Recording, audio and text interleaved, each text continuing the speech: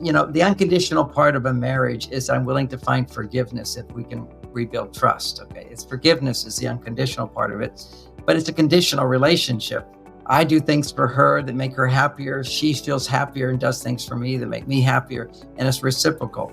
Every act of love, big or small, has the same effect. It's an act of love. Hello and welcome to today's episode of the Keynote Curators podcast. I'm Seth Deckman, your Keynote Curator. Our special, and I do mean special guest, is Dr. John Gray. John, welcome to the podcast. I'm happy to be with you. It's a pleasure. We are ecstatic that you're with us, and it is a total pleasure for us. For our audience, who are meeting professionals, business owners, parents, neighbors, community members, everybody and anybody that's human, has a heart and a pulse. Stay tuned, stick around for this one because it's going to be rich conversation. If you haven't, like us, love us, subscribe, share with your neighbor, your butcher, your gardener, your postal carrier, whoever you can. And we're going to be really dialing in, not just to this book, but it's a point of departure of men are from Mars, women are from Venus. Are you a Martian? Are you a Venusian? We're going to find out, and where that book has taken us to today. So, John, I kind of want to just dive into the deep end, if that's okay with you. Please do. 25 years, this book broke ground, and it's been a success. I tell you, I travel all over the world. I've been with you in Europe. We've been in Bucharest doing work together. And it resonates. People know, even in foreign languages, you say the book in title in English and people know the book. But that was 25 years ago and it's relevant. And I still share it with people and we talk about it. I've been in a marriage. I've known my wife since 1989. So I draw from lessons that are still from the original publication. But talk to me a little bit about, how the fundamental teachings hold up, but that the change and transformation of traditional roles over time has really changed, and how your work has shifted along the way. Happy to do so. It was a little bit of an awkward question, but I'll count on you to kind of clean it up. What I'm all about. I wrote another book called Beyond Mars and Venus because the situation has changed, where as women are more independent, they don't always relate to being from Venus. They relate to being from Mars. They'll read men are from Mars, women are from Venus. And some women say, I feel like my husband's from Venus and I'm from Mars. And I would call that role reversal due to circumstances. Then I went on to, how to understand this. Because some people will just say, well, that's just who I am now. And I go, well, at being in my 70s, I also like ice cream more. But I don't eat too much of it. If I do, I get fat. So there's a lot of things we feel like are us and what we want and what feels good. Not always good just because we feel it's who we are, what we want, what I like. So what I've looked at is the biological difference of men and women. And it explains all of the concepts of men are from Mars. It also explains the concepts of beyond Mars and Venus, which is our new setting, where when women used to look to men biologically to produce estrogen in their body. You see, when you have estrogen, for a woman, she needs to make 10 times more estrogen than a man. Otherwise, she's stressed. And a man needs to make 10 times more testosterone in his body. Otherwise, his body is stressed. And the skills that I teach about how to have a relationship work are ways women can communicate to raise a man's testosterone, and ways a man can communicate that will raise a woman's estrogen. Because we know that whenever women are stressed, that means fight or flight, that means unhappy, that means a bias towards looking at negativity rather than a bias towards positivity, where you're in love and you feel appreciative. Always in that situation, women are producing more estrogen 10 times more than a man, and a man's making testosterone 10 times more than a woman. So testosterone is the go-to hormone for men.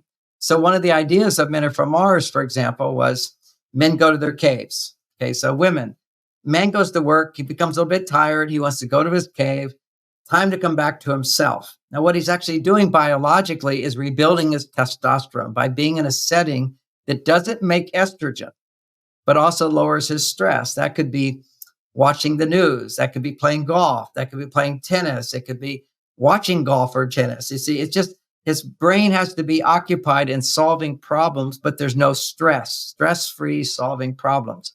That will rebuild his testosterone. So he goes to his cave for 20, 30 minutes. Now he comes out of his cave and he has a lot of testosterone, and now he can raise her estrogen. So there's a dance that men do: work, rest, intimacy.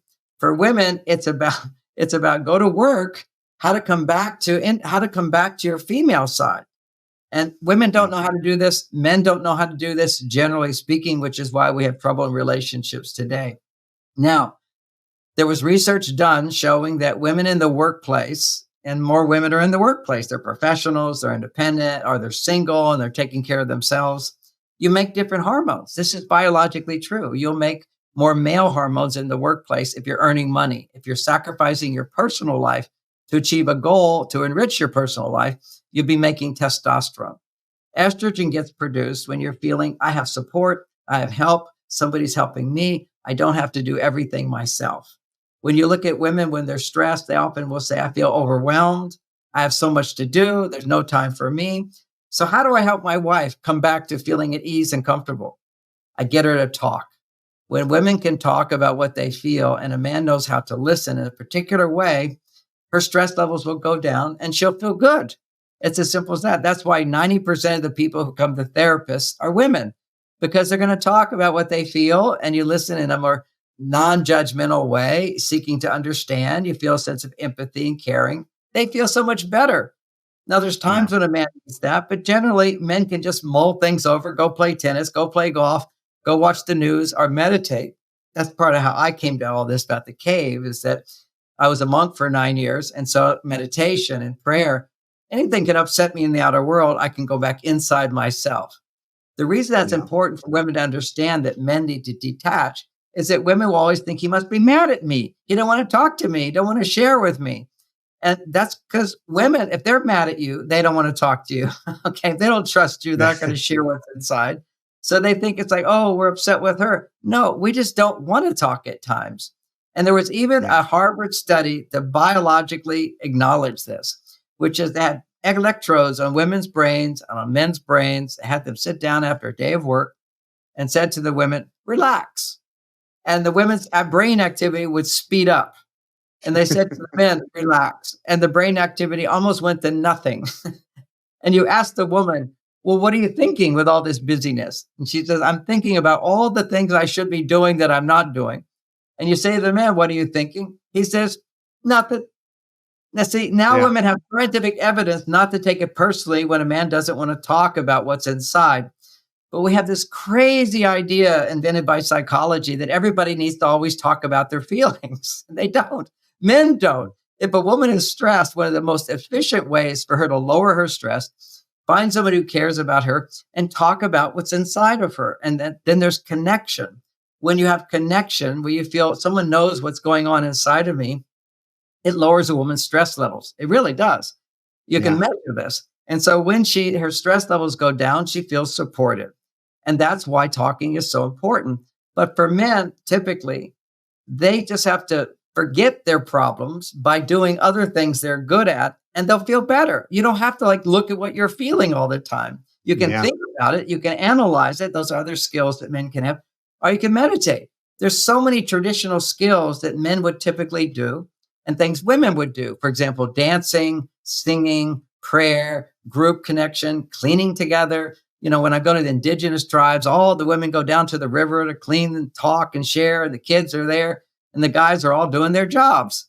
There's a polarity that when men are more masculine and women are more feminine, then there's a natural attraction like magnets. If you don't have that polarity, the attraction goes away. This is what people want today. They want to hold on to that attraction. Where does it go? Because as women become more masculine and men are masculine, they lose that polarity. So as men can help women produce female hormones, and for women to help men produce male hormones, suddenly that passion comes back. And it's really a tough dance, especially today. There's so many signals from so many different directions, pulling each to the other polar opposite. And it seems like that's what the work that you referred to, where I don't know if the term is, in my preparation, my memory might be going role mate or something like Yeah, that, go from a role where, mate to a soulmate. Yes. right, Soulmate. role mate and soulmate. And, we're looking for harmony. I mean, I can relate to the cave. I even, took it one step further and I said, I turned into a zombie. Here I am after work. I'm watching like Vietnam against New Zealand in mixed doubles badminton. It's like the thing I have the least interest in on the Olympics. It's not even a medal round game. And I'm just like zoned out. And I last for about 15 minutes, and that's enough for me. And I get up and I move on with my life. And I'm not even really that conscious. Like, I'm going to sit down and recharge or You're forgetting reset the system. everything. It's just you reset by forgetting the Yeah. problems at work. So our brains are designed to feel good by solving problems. So for thousands of years, you solve problems during the day, hunting for food, protecting, whatever it is. Then the sun would set, you would stop moving. Basically, you would relax and you look into the fire and you sharpen your tools. It'd be some non-stressful activity, which allows you to forget what you have to do by doing little things that you have to do that are not personal. Okay. Once it's personal, now it makes Yeah. estrogen. So Yeah. again, when men are interacting with women, their estrogen goes up. So you need to have a big supply of testosterone because estrogen has a way of pushing testosterone down. Yeah. Think of estrogen as empathy. Well, and think of testosterone as you have to protect your family from a bad guy. See, with testosterone, you have no feeling. You have to go kill somebody. Okay, that's testosterone without feeling. But a healthy guy, he has testosterone and he has feeling. But if he has too much feeling, then his cortisol levels will go up, and this has been proven. When men are stressed, their female hormones are going higher, and it looks like fight or flight or fake or fold. And we see a lot of men today are just folding. They're losing that ambition and that motivation. They don't have that commitment. And you kind of looked at, well, you were talking about the forces of culture that are moving us in this direction. Well, culture is, ironically, it teaches us that you only respect someone if they make a lot of money. And a long time ago, women were revered and respected, at least in some cultures, and then it was lost. It always gets lost. But women are the source of life. There are mothers. They create life. There was reverence around that, worship around that in primitive cultures, the female divine aspect. Anyway, along the line, we stop respecting virtue. Okay, virtue is our female side is virtuous, good, loving, forgiving, accepting, trusting, all these nurturing qualities that give birth to life. When we disrespect that, we're in a culture now that respects if you make money. And if some millionaire walks in the room, what's he going to say? You know what? It's like everyone stops when Hutton talks, that kind of a thing. So for women to get the respect that they deserve and need, they had to go become like men. And as women became more like men, the pressure on men to provide for women became less. So I'm a child of the 60s, where everything was about, for men, there was this freedom of do what you like. That was the hippies, the getting high and all these things. I remember one of the albums after Woodstock when I crashed was do what you like, do what you like. And that makes you feel good. That's all, it's like the alcoholic who just drinks way beyond what's healthy. It's very short term. It's very short term. And now what we have is pornography, very, very short term. And it creates huge amounts of estrogen in males, too much. So whenever a male is angry, for example, it's the fight part of fight or flight. It's not that he has too much testosterone. Everybody thinks that, testosterone's bad. No, estrogen in a man, he's actually emotional, too emotional, and not enough detachment and grounded in himself with confidence of what can I do about this? What should I do about this? He needs to always have a wisdom of what to do. Because when men lose that wisdom of what to do, then their testosterone goes down, their estrogen goes up. And estrogen going high is not good for men, except everything has exceptions with it. If he's making love with a woman he loves, when he's making love with a woman he loves, he will love more. That's what we call it making love. The love is increasing. But why is it increasing? Because he's on his male side providing fulfillment for the woman. So as long as it's focused on the woman, his testosterone goes up. He's providing a solution for her, basically, to go higher and higher. So that's this great possibility in marriage where you can experience increasing fulfillment in life, which is, I'm a big fan of marriage. I think it's the greatest thing, but we need tools for men to help women cope with their new stress of being on their male side, which gets respect. We need to learn how to Yeah. respect the female side. And at the same time, women have to learn how to appreciate the male side of their partner by asking for help. So this is a whole, what I hear, because I'm a marriage counselor, and it's always women have these complaints. And I say, well, how did you communicate that? She complained. Anytime you complain to a man, it knocks his testosterone down, it knocks down his motivation, it knocks down his attraction to you. What you have to do is learn, it's a new art of how to communicate what you want without a complaint, but as a friendly request, But and John, it is an art. It is an art. Yes. You just said it kind of in pat. It is an art. Oh, it's a whole chapter of this book. Yeah. It's a whole chapter of all my books is teaching, particularly women, how to ask for help. Now, why particularly women? Because when women can ask for help, their estrogen levels go up and their happiness levels go up and their ability to feel the love in their heart goes up. Likewise, important sex skills. Why sex is so important in marriage is, first of all, it's what we come together for. Men don't pick women they're not turned on to, right? So there's a arousal. There's that conquest aspect of it that I remember reading in the book as well. Well, there's the challenge. There's the challenge. Just look what I can obtain, whatever. But there's a basic biological fulfillment that happens for men when a woman turns him on. When a woman turns him on, what happens is his ability to feel dramatically increases. And that ability to feel based upon what he does. So see, women get turned on by a man, and then a woman being turned on to a man turns a man on. It's a man's actions. And when a woman approves of his actions, appreciates his actions, trusts and depends on him, any of those reactions, her estrogen's going up. So he has earned it. So now his testosterone goes up. So he has testosterone going up. He has estrogen going up. And this is what men have to have, is the ability to feel testosterone as they're enjoying the process of making love. But what it gives him is higher levels of estrogen. Now, what that gives him from there is the ability to feel more. See, men don't feel as much as women unless it's feeling negativity. But to feel positivity is something that we are limited in compared to women. There's certain genes that get overridden. When we have the Y chromosome, it releases 23 genes that override certain female genes inside of us. And part of those female genes is the ability to experience emotion to the highest level. But when we're making love, our testosterone goes up. We're connecting with her. We can feel more. And by feeling more, we can now focus our attention on feeling and expressing the love in our heart. So that's what enlightened sexuality is expressing love with the partner that you're committed to. And commitment is so important. People they don't understand biologically, and I shouldn't expect them to either. We know traditionally people knew the importance of commitment before sex. Commitment, that's what we had a thing called marriage, which is you're committed to this woman, which allows her estrogen levels to go higher. And when you're in a committed relationship, they even measure the outcome hormonally for a man in a committed relationship. He produces a hormone called prolactin. And prolactin causes him to not be interested in other women.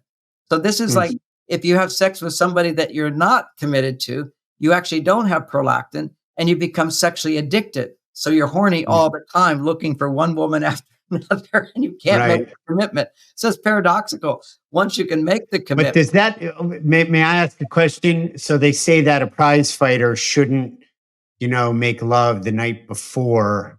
That's right. And nor should a football player or anybody. Because what's going to happen, if you make love the night before, your estrogen levels go up. Estrogen is love and peace and harmony. So you can't go out and beat your opponent if you want to love and harmony. You have to have your testosterone needs to be much higher. So again, biologically, what happens after a man makes love to his wife, whether it's his wife or even not his wife, there will be actually, particularly with his wife, his testosterone will go back down to baseline. There is a place where I interviewed one of the most famous basketball players, and I asked him, I said, is it true you don't have sex with your wife before a game? He said, absolutely not, but I have sex with prostitutes. Well, because So that doesn't impact that level, I uh, guess, if uh, it's there's no estrogen that goes up when you're with a prostitute. right, because The there's no prostitute, harmony. yeah, you There's don't no love them. harmony there. You're Right. not devoted to, you're not committed to. Right. So, I'm a heartfelt man, but I have to make sure that I have lots of things in my life that produce testosterone. And even still, I'm a grandfather. When I'm with my grandchildren, I need to come home and take a nap. I'm exhausted. Right. I can talk Right. to you Yeah. all Yeah. day. They can take it out of you. Well, what they do is they raise your estrogen because you're feeling so much love, but you're not also earning it from the testosterone side. You're just enjoying yourself, which is Yeah. why men can only enjoy situations for so long, and then their testosterone levels drop. Same thing is the dynamic that I talked about in Men Are From Mars, as men are like rubber bands. As we spend time with our wives, we love them, our estrogen levels are going up, but estrogen is, you don't have to do anything. You're just full of love and appreciation and joy. So that's going up. Your testosterone will start to go down. That's And when right. the testosterone goes down, there's an instinct. He's not aware of any of these things. But suddenly, as he's feeling so connected to his partner with so much love, he'll now feel the need to pull away and he'll just detach. He's back to Yeah. work. He's back working. Yeah. And this is so confusing to women because you Yeah. could have had a whole weekend together, a very romantic weekend. And on Monday, he's ignoring you completely. He's focused on his work. And a Yeah. way of understanding that is, if I eat a really good meal and I'm a healthy person, I'm satisfied after that meal. And now I can go off and do other things. So when a man experiences connection with a partner, we only need so much and then we're done. We want to go back and rebuild our testosterone, and that's by pulling away. But if we pull away like a rubber band, once we've built our testosterone up, we'll spring back. And it's that springing back which brings the passion back into the relationship. Whereas what happens without this knowledge, a man will tend to pull away and a woman will go, oh, but I want to feel connected. And she'll follow Yeah. and keep pulling And away that forever. and that's where the smothering or it goes too far, for lack of It's a too better much term. trying to Yeah. be close because Yeah. closeness produces connection.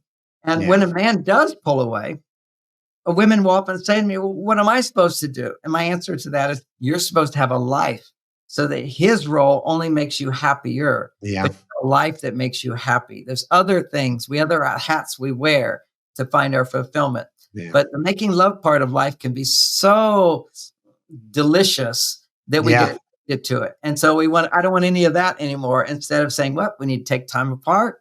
He rebuilds his testosterone. She rebuilds her other hormones because she doesn't just need estrogen. I keep it a little simpler in my talks, but also after ovulation, she needs to be making estrogen and progesterone. And if she Mhm. doesn't make enough progesterone, she'll also be stressed. And Yeah. progesterone is, depending on the temperament of a woman, progesterone gets produced through social bonding, if they're a bit more extrovert, and if she's a bit more introvert, through doing things for herself, me time, doing things that she loves to do for herself. Either of those things, social bonding or me time, produce progesterone. But if you're making testosterone because you're in a state of fight or flight and you have to protect yourself, you're making testosterone, it will use up your progesterone, which is why progesterone deficiency is one of the biggest problems for women emotionally. We often call that a PMS. It's before her. Right. And I see a lot of commercials for, prescribing it and, kind of supplement for it. Yeah, oh, yes. We've come into a culture where we want to replace everything with the Right. doctors will give you the hormones, the doctors will give you progesterone. And, some people get great benefit from it. Some people don't. It's highly controversial. And you have to have the right dose because your body needs a different dose all the time. Same thing with men taking testosterone. Some men love taking testosterone. But if you're taking the wrong dose, then you get man boobs, you get rage, this rage that comes out of men is because, again, they give them testosterone, but too much will convert into estrogen.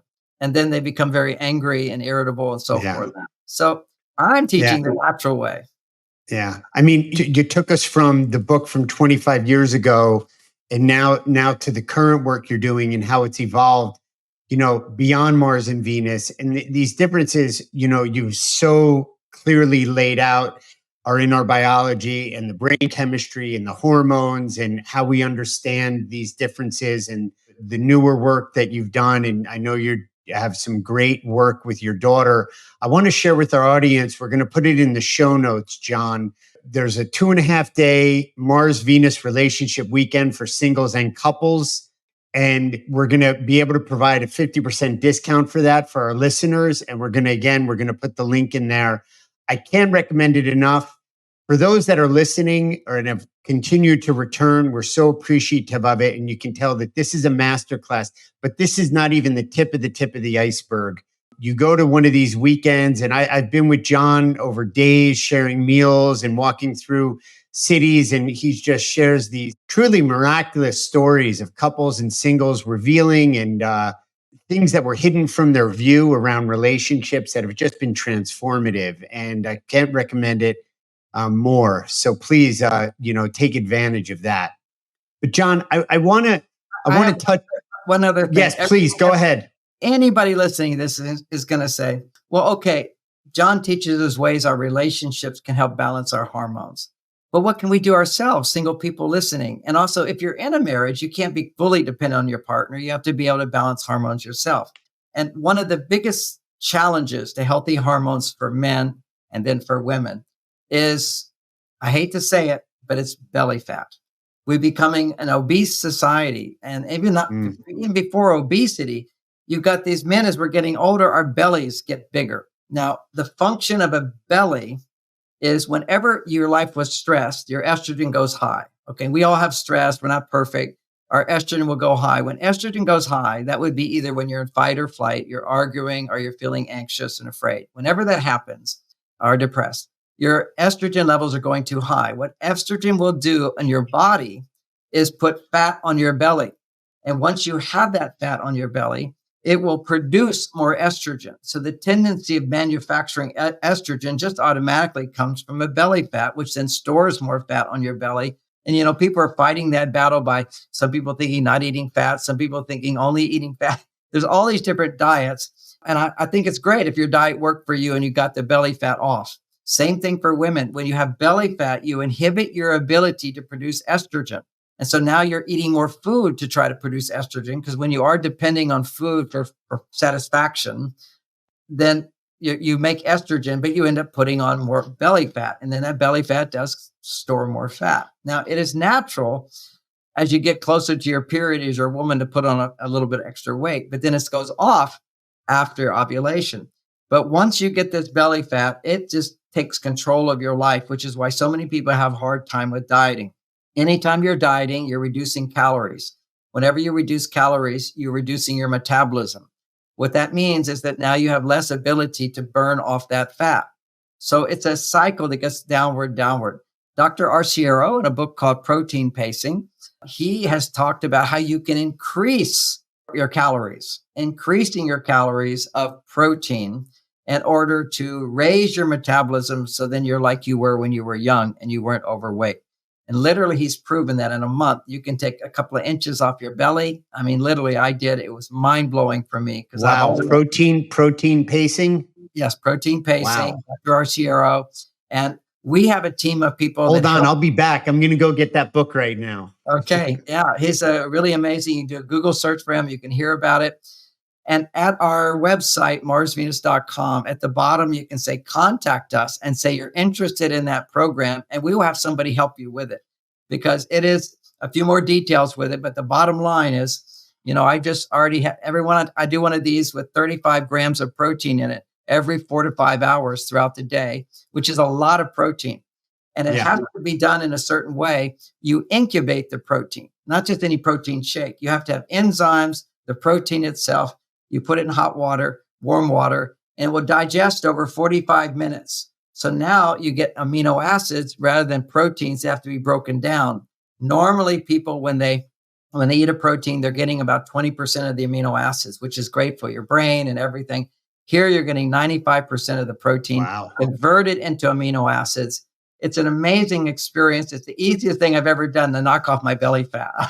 I'm just so happy about it. And I'm helping so many of my clients. And I'm seeing men's testosterone levels just shoot up really high. And for women to find that imbalance of just being at ease with their body, feeling lighter, and their estrogen levels coming back into balance as well. So these are things that people should be aware of. And look, I think that, just listening from our brief conversation, there's a lot here to unpack and you can dive deep on all of it. And I agree with you. You and I both travel a ton. And one of the things I'm always calls my attention is, especially in these airports where people cannot get from gate C2 to gate D51 because it's like 1,000 yards and they need golf carts. And I'm walking and I have golf carts beeping at me in an airport. And I'm like, wait a minute, and that they come to the airport and the first thing that has to be done is get some large, soft drink or some processed pre-prepared food and everything like that. And I can see how it affects the amygdala, the cortisol, the testosterone, the estrogen, processing the foods, the belly fat. It's just kind of this vicious cycle. So I'm You can just so gain, excited. you can gain without a healthy metabolism. You gain a pound a day, and I did it as well. I mean, I just went on a Yeah, vacation for 4 days, and I gained 3 pounds. But I'll knock it off in the next couple of days by just yeah, doing protein shakes. It's amazing, yeah, and you can yeah. eat what you want as well. It's just you're not hungry when you have so much protein because protein has the amino acids. The amino acids what build your body, produces your brain chemicals, helps the whole body do everything it's designed to do. And I did this back when I wrote a whole book on how to heal ADHD for kids, getting amino acids into their brain.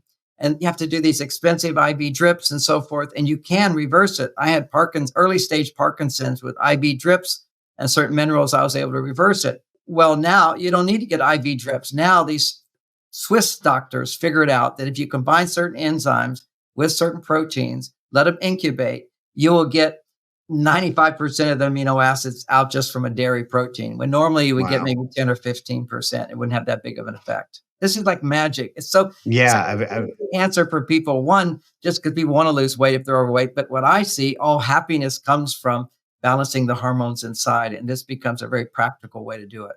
Yeah, and then it becomes not a vicious cycle, a virtuous cycle. You feel better, you look better, your energy, all the flow of life and the creativity and all those juices flow, and one kind of feeds off the other. It's really beautiful.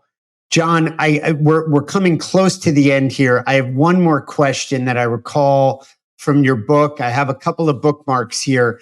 It's further down into the book, and it's I always giggle when I see this chapter, scoring points, Oh, it's such a good right? chapter. It's I chuckle because it's a laugh of recognition, right? Yeah. And Yeah. I'm gonna hack it up, but basically, couples there's a scoreboard, and not only is there a scoreboard, but men and women score differently, Yes. and they have different values. And tennis is 15, 30, 40 game. Ping pong Love, might be love 1, 30. 2, love 30, right? All that. And ping pong is like 1, 2, 3. It goes by one. Just share with us a little bit about that. And, in all seriousness, it's an important thing to understand values and core values and core virtues of what is acknowledged, what's appreciated, and the signals we get on what we're doing in harmony of having this soulmate. Okay, two things you just talked about. One is scoring points, how we score points differently. And some people they don't think they score points. It's all just unconditional. But the unconditional part of a marriage is I'm willing to find forgiveness if we can rebuild trust. Okay. It's forgiveness is the unconditional part of it, but it's a conditional relationship. I do things for her that make her happier. She feels happier and does things for me that make me happier. And it's reciprocal. If somebody's just sitting back and receiving, if the man's just receiving, which typically happens, the woman's going to resent you after a while. And so what happens is women have this nature to overgive. Men have a tendency to overreceive. And if you overgive to a man, think about you have a man who comes to work and you say, don't do anything. I'll just give you more money every time you do less. You're going to do less. So you can't overgive to a man. What you have to do is learn how to give him the opportunity to give you more. You have to give him the opportunity to give you more. Because if I feel successful, my wife is happy, I feel great. Men want to please women. Men stop wanting to please women when women are not pleased by us.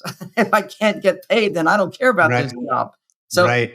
so the good thing about scoring points is a simple concept, which I saw to be true, and so many millions of women agree with it.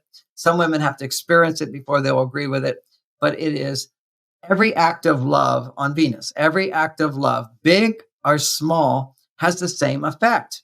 It's an act of love. And men think a big act of love should have a much bigger effect than a little act of love. And they don't realize women's biology is you give her 50 roses, she's going to get a spike of estrogen. Oh, it feels so good. And those roses will die and the spike is gone. Okay. Or give her 1 rose or 3 roses, you're going to get the same spike of estrogen.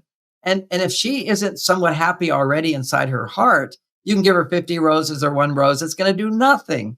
It's like when a woman's estrogen, when she's pretty much happy in her life, she's got 1 set of glasses. But if she's not happy in her life, she gives you no points. She's got another set of glasses on. Right. So but what I can do, which the wisdom of man, if a woman is feeling empty and depleted, unable to love or stress, I can do lots of little things and it will build up. It's like she has a love bank.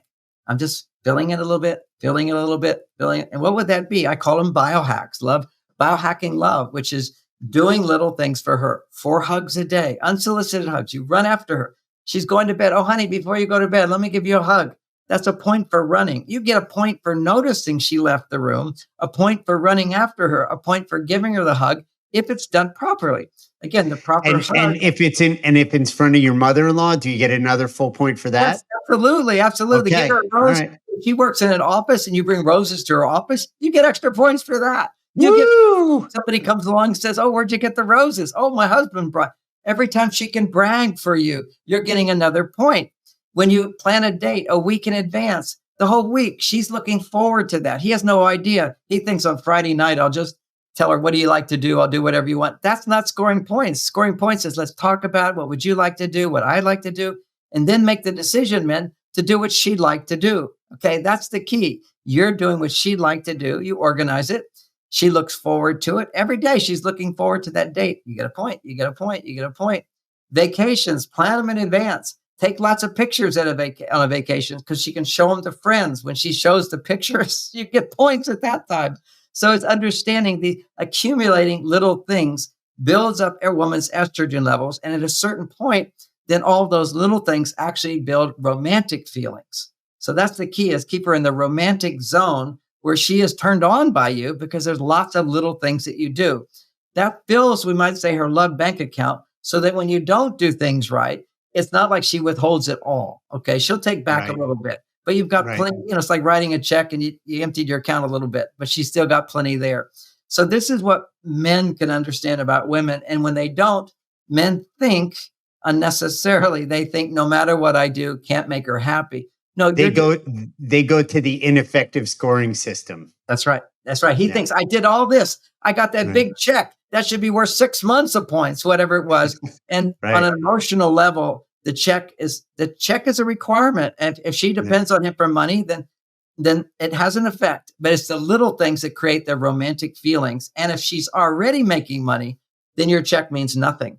It neutralizes out. Then you're basically focusing on the emotional support you give. And when I say that, I even hesitate to think, some men think, oh, the emotional support I give is talk about my feelings. No, that's not emotional support. That's you getting emotional support from her. You score points when you do things for her, when you listen to her, when you validate her feelings, when you care about her. There's so many subtleties there. And a woman has to recognize she's a part of that. She can't expect a man to do it all without her help. So how does she help? She gives him the opportunity to help her, which means she has to ask for things. So another biohack, great one, is every day in the relationship as an ideal, not that be perfect, but she raises her hand at a moment, which is 5 fingers to say, I'm going to make a request now. We've already agreed to do this, where I'm going to make a request of something I could easily do for myself, but I'm going to ask you to do it for me. It takes less than 5 minutes.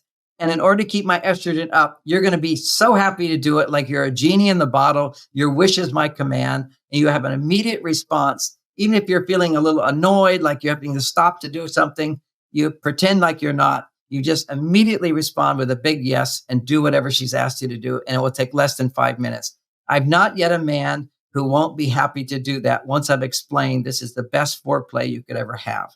So he just has to understand this dynamic. Otherwise, So many times a woman would ask a man to do something. He's like, well, I'll get it later, or I'm busy right now, or Yeah. I've got to do this. And that's like rejecting. It's hard enough for women to ask for more.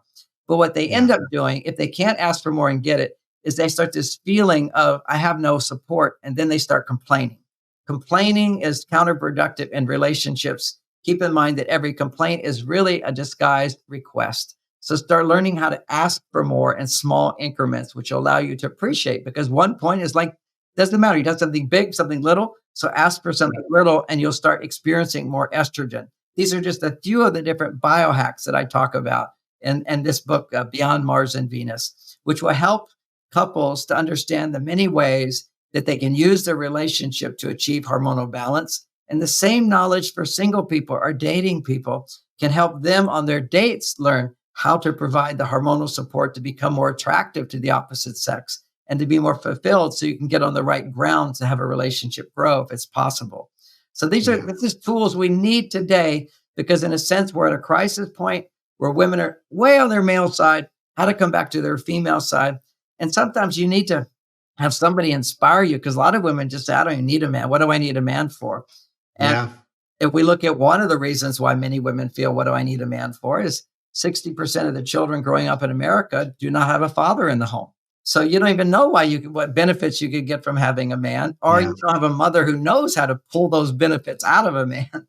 It's kind of like right now you can get all these government grants for things, but you have to learn how to write the grant. It's like all this money is available. Well, same thing Right. with men. You have to learn how to write the grants. We can't just expect men to know, because women have changed. What it takes to make a relationship work today is different than historical times. So we can do it. We can figure it out. And these books Yeah. can help us to do that. No, and the work you're doing, and it really, one of the goals, the objectives, the target is this harmony. And from personal experience, when there's lack of harmony or harmony is vibrating lower, it has a negative, lasting impact in other realms of my life: work, fitness, health and well-being, other relationships. And when it's not, and there's harmony, the inverse happens. The world seems to expand and transform, and it's pure possibility. And, we've unfortunately come to the end of this podcast, but John, thanks so much for being with us. The work you do, really, it's important, really important work. You touch so many lives. There's a ripple effect.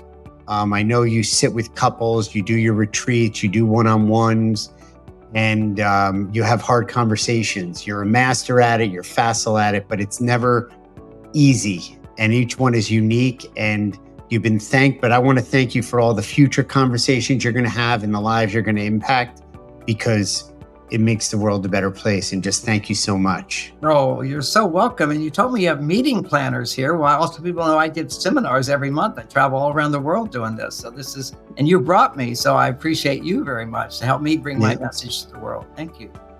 Well, you're very, very welcome. And to our listeners, please, again, subscribe, look for the show notes. You're going to get a 50% discount on John's course, and just, reach out to us, reach out to John. We're going to put his website in the notes.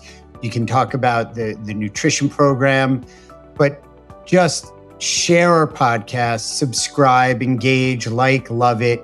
You're going to learn, you're going to expand your capacities, and we're all going to be better for it. Thank you for listening to the Keynote Curators podcast. You're smarter for it.